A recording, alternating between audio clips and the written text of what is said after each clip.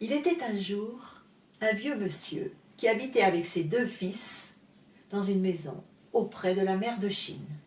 Lui vivait de la pêche et puis des rizières avec son buffle pour le cultiver. Les 2 fils, il y avait Wang l'aîné et Wang cadet. Depuis qu'ils étaient tout petits, Wang l'aîné martyrisait son frère Wang cadet. Toutes les corvées, c'était pour lui, Wang cadet. Lui, l'artiste qui aimait jouer de la musique, de sa flûte en roseau, de s'occuper du buffle. Il fallait qu'il travaille sans cesse, sans relâche. Un jour, le père affaibli était resté alité. Il a convoqué ses 2 fils à son chevet. Il leur a dit « Mes fils, mon heure est bientôt venue de retrouver les ancêtres. Je vous laisse ma maison, mon buffle, ma jonque et mes outils de pêche. Voilà, faites-en bon usage. » Et quelques jours après, le père est parti rejoindre les ancêtres. Aussitôt Wang l'aîné s'est accaparé tout l'héritage. Le buffle, la jonque, les affaires de pêche, la rizière, tout, la maison. Wang cadet s'en est allé vivre avec sa femme dans une petite cabane. Il a loué ses services ici ou là. Mais la vie était trop dure.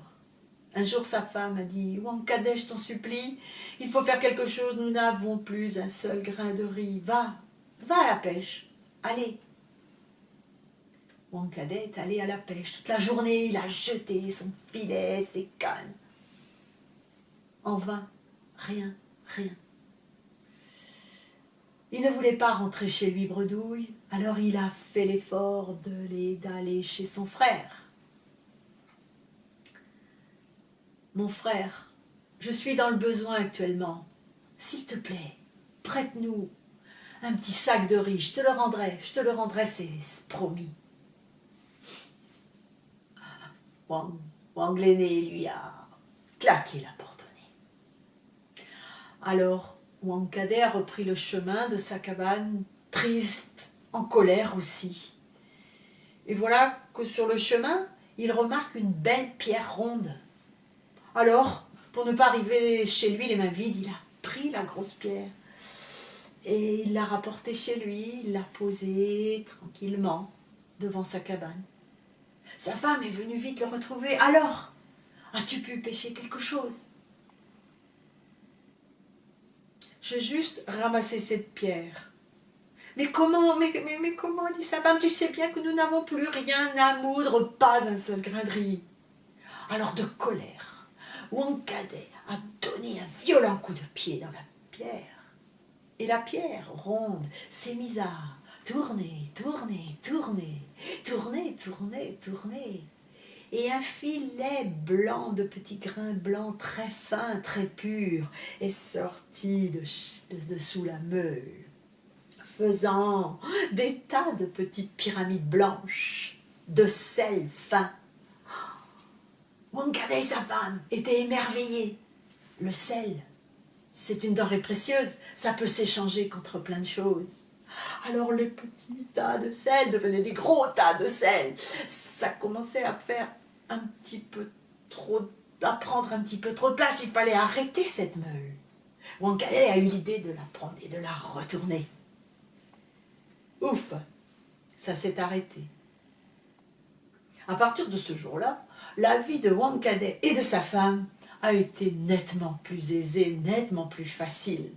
Plus de soucis à présent. Quand on n'avait plus rien à moudre, eh bien, on faisait tourner la pierre. Et tourne, que je te tourne. Et on la retournait pour qu'elle s'arrête. Et on allait échanger du sel contre de l'huile, du sel contre du riz. Et ainsi de suite. Tout allait bien. Seulement, cette merveille a fini par arriver aux oreilles de Wang l'aîné. Wang l'aîné a dit « Comment ? Mon frère possède quelque chose que je n'ai pas ?» Il est parti aussitôt. Il est arrivé à la cabane, sans frapper, il est entré. Il a dit « Wang cadet, tu me prêtes là, cette meule-là ? Tu me la prêtes un peu ? C'est normal, en tant que frère aîné, tu dois me prêter les choses. »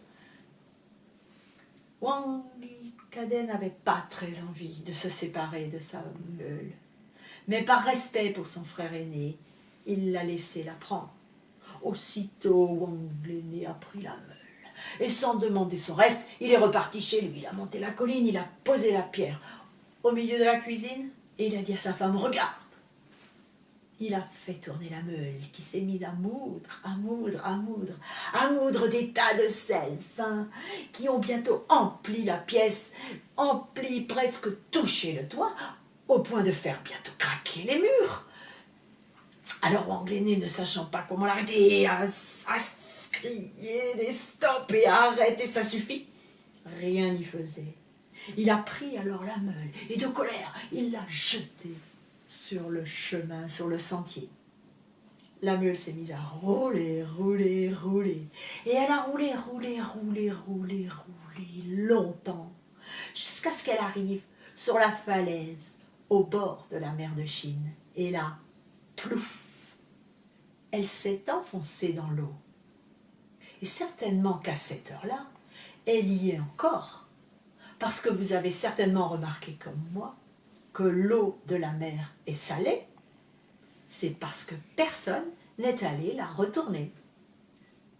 Et c'est ainsi que finit l'histoire. Comment la mer est devenue salée.